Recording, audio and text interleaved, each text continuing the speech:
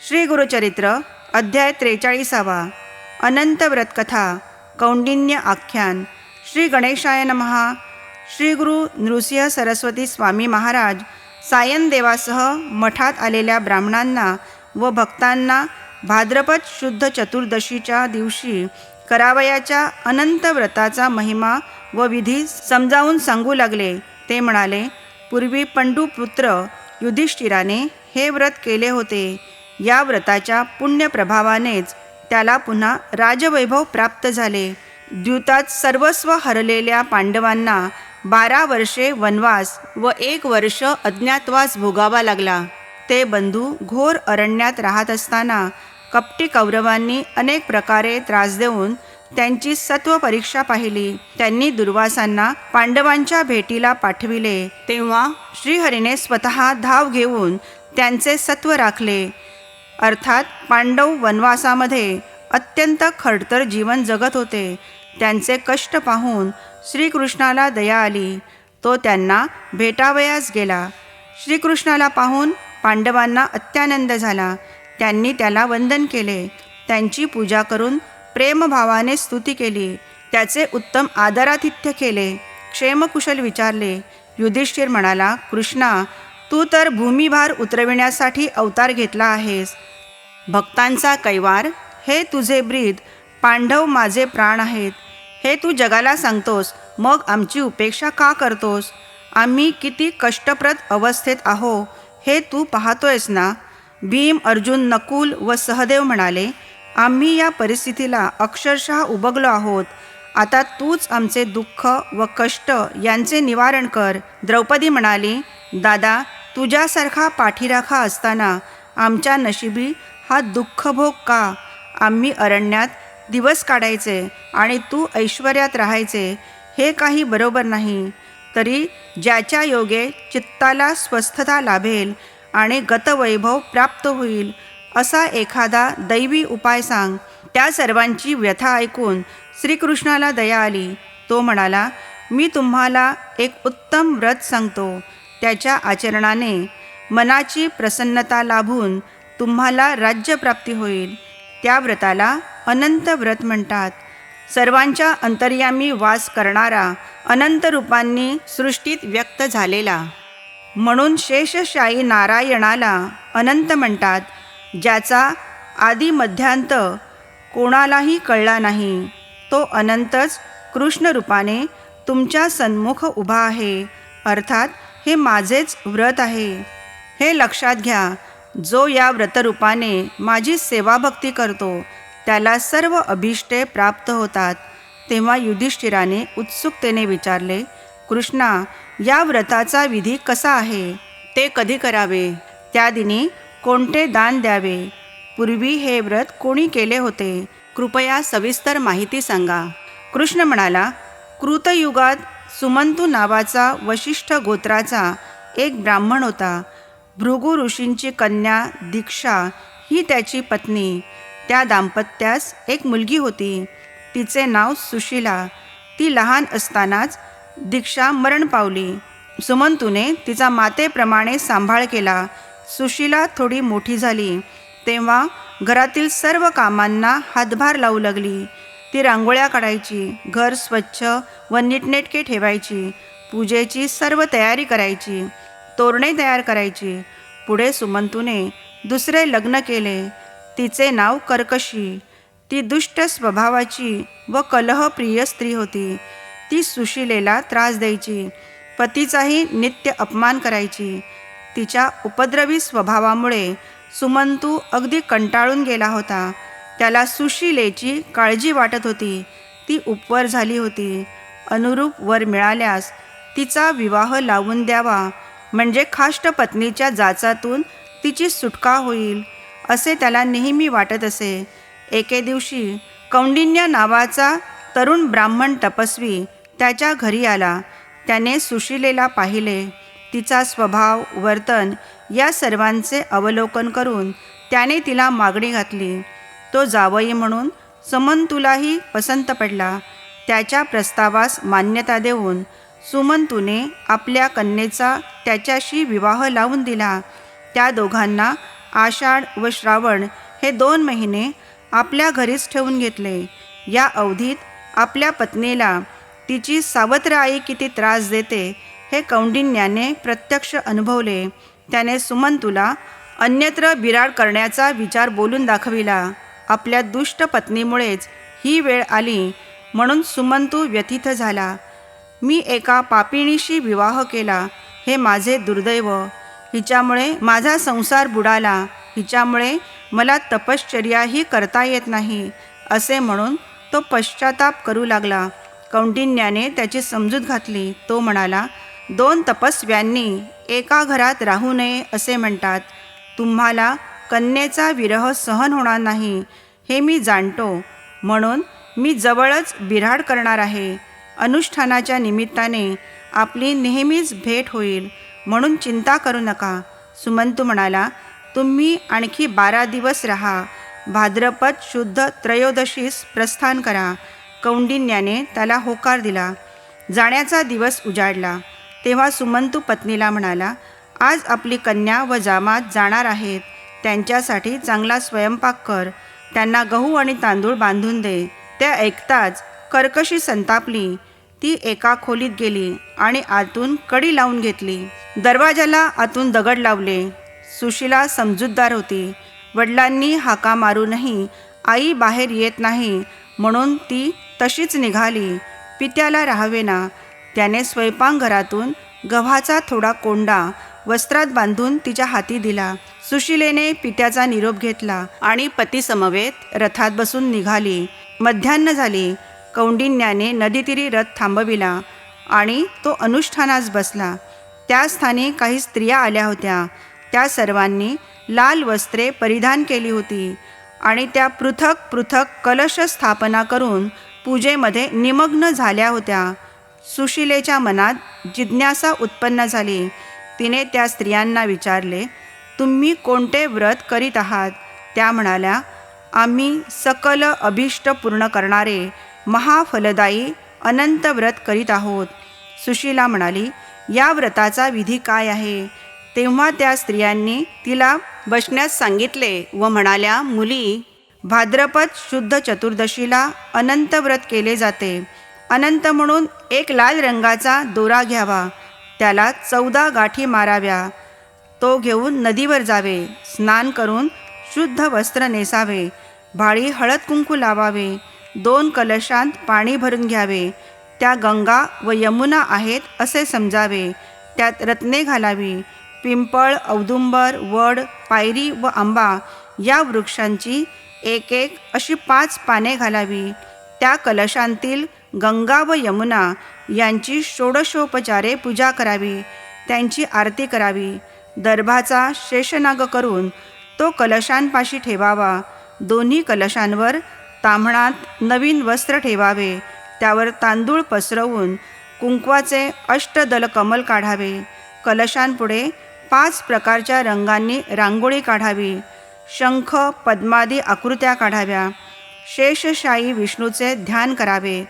सप्तफण्यांच्या शेषावर विराजमान असणाऱ्या विष्णूची अर्थात अनंताची चतुर्भुज मूर्ती डोळ्यासमोर आणावी. त्याच्या दोन्ही उजव्या हातात शंख व पद्म आहेत. त्याच्या दोन्ही डाव्या हातात चक्र व गदा आहेत. तो पिंगट डोळ्यांचा आहे असे ध्यान करावे. दर्भाच्या गाठीयुक्त शेषनागाची पूजा करावी. अनंत गुणरत्नाय हा मंत्र म्हणून अनंत म्हणून कल्पिलेले लाल रंगाचे दोरे कलशांवर ठेवावेत. त्यांची पुरुष सुक्त मंत्रांनी षोडशोपचारे पूजा करावी. गाईचे तूप व फळे यांचे वाण द्यावे. भोजनामध्ये अनारसे व खीर यांचा समावेश असावा.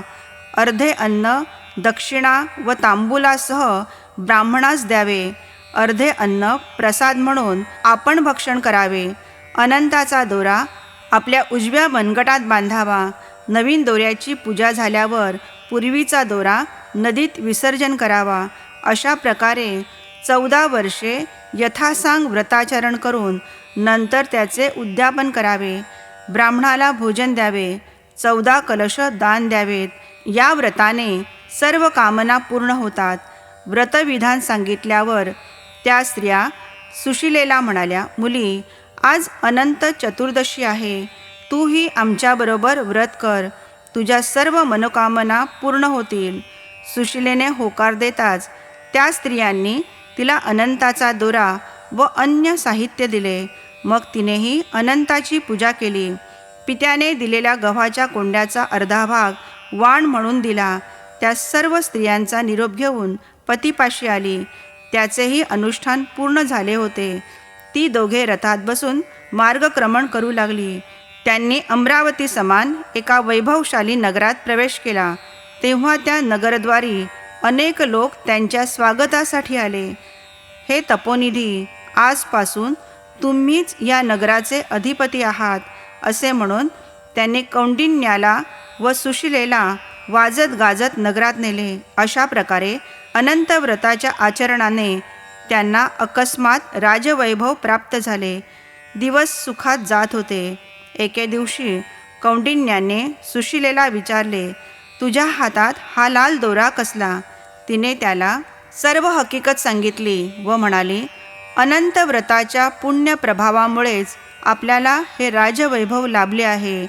ते ऐकून कौंडिन्यास राग आला. तो म्हणाला, कोण अनंत, कसला दोरा?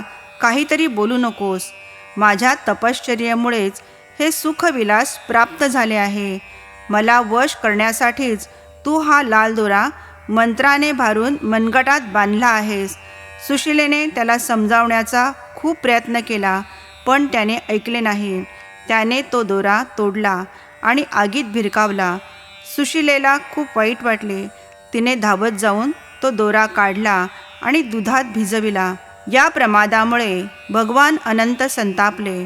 त्याची अवकृपा होताच कौंडिन्याच्या नगरावर शत्रूंनी आक्रमण केले. समस्त नगर लुटले. सर्व संपत्ती हरण केली.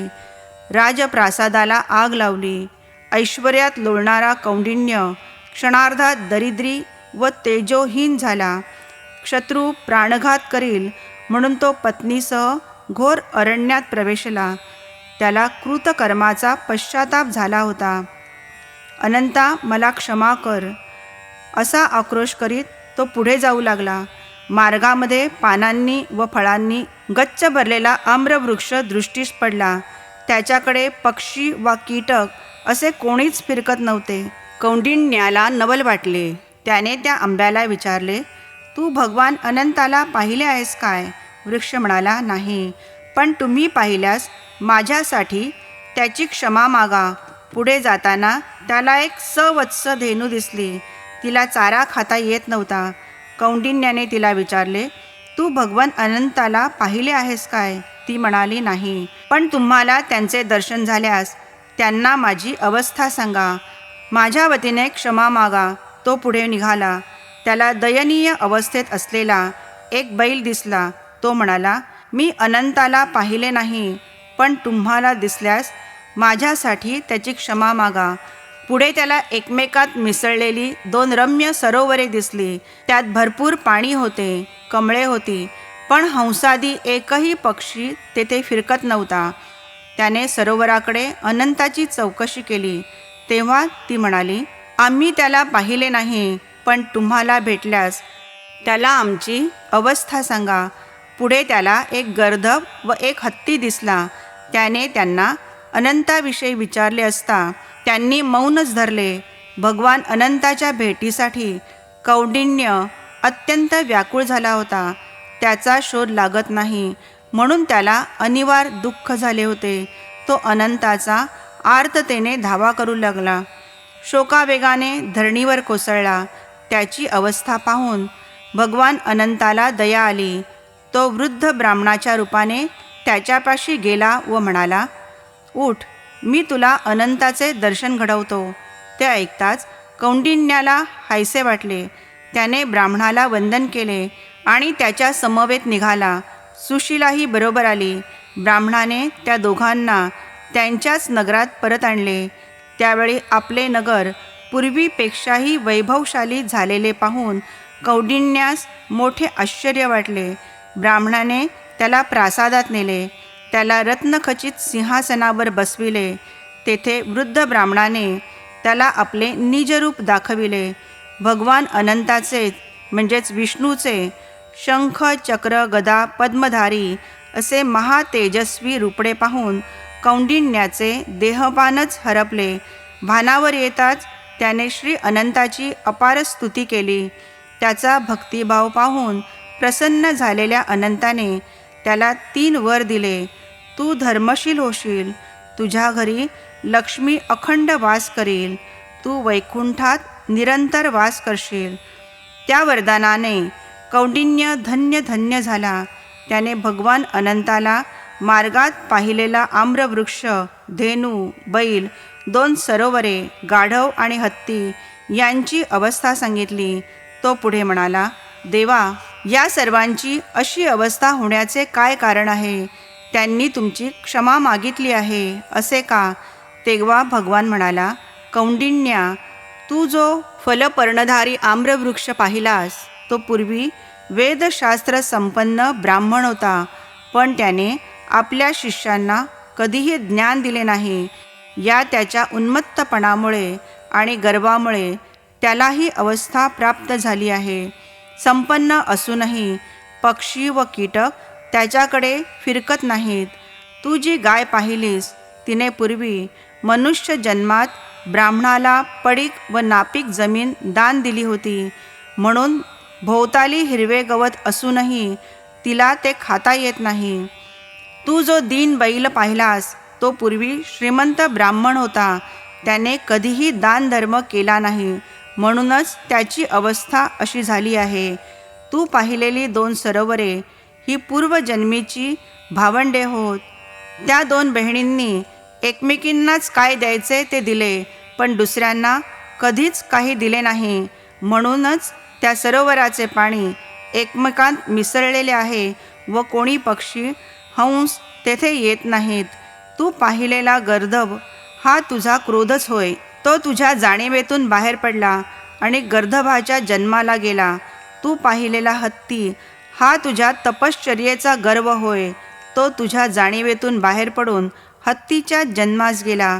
तुला कृतकर्मांचा पश्चाताप झाला असा तू पाहिलेल्या सर्वांना झालेला आहे, म्हणून त्यांनी क्षमायाचना केली. पश्चातापाने तुझे व त्यांचे चित्त शुद्ध झाले आहे, म्हणूनच मी त्यांना त्यांच्या स्थितीतून मुक्त केले.